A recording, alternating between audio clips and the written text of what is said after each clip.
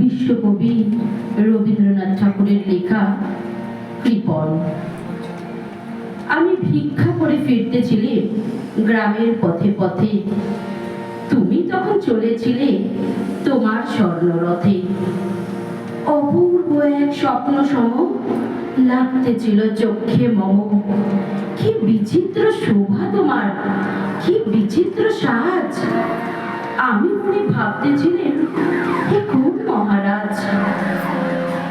আজ শুভক্ষণে রাত পোহালো, ভেবেছিলেন তবে আজ আমাদের দাঁড়ে দাঁড়ে ফিরতে নাহি হবে। বাহির হতে নাহি হতে কাহার দেখা পেলেন পথে। চলিতে রথ ধন ধান্য ছড়াবে দুই ধারে। মুঠা মুঠা কুড়িয়ে নেব, নেব ভারে ভারে। দেখি সহসা রথ থেমে গেল আমার কাছে এসে। আমার মুখ পানে চেয়ে নামলে তুমি হেসে। দেখে মুখের প্রসন্নতা জুড়িয়ে গেল সকল ব্যথা।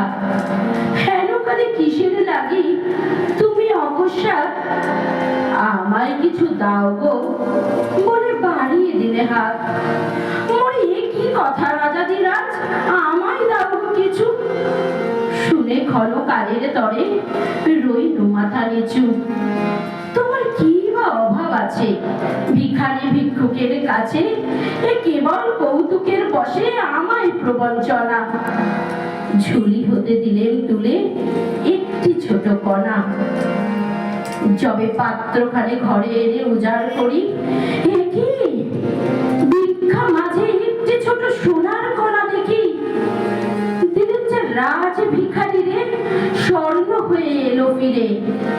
তখন কালি চোখের জলে দুটি নয়ন ভরে, তোমায় কেন দিইনি আমার সকল শূন্য করে। নমস্কার।